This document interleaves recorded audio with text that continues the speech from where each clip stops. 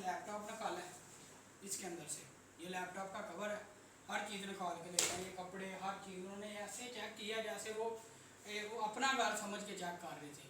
इतना तो हमने भी नहीं चेक किया जितना वो चेक करके गए।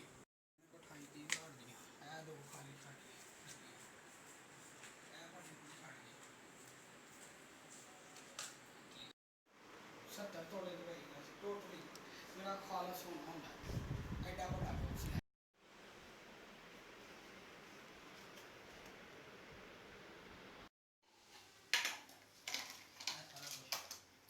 कापियाँ छापियाँ टुट गए।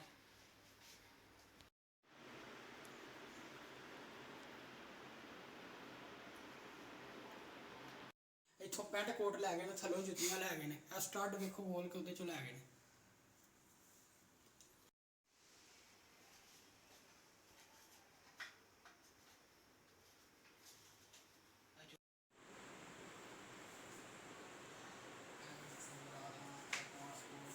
चैक तक लै गए, एक चैक 20,000 का सिमा तक वेख ना, उन्होंने कोई शै नहीं छड़ी साड़ी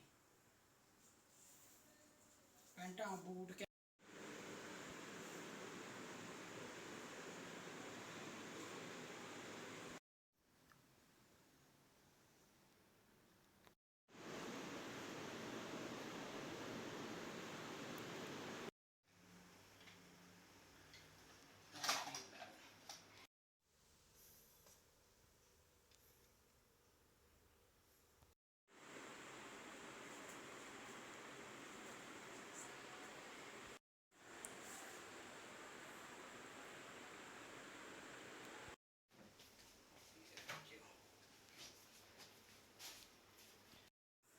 सारा इधरों कढ़िया ना, यह छापर वेखो, पर्स वेखो, यह सारा गोल्ड दियां गए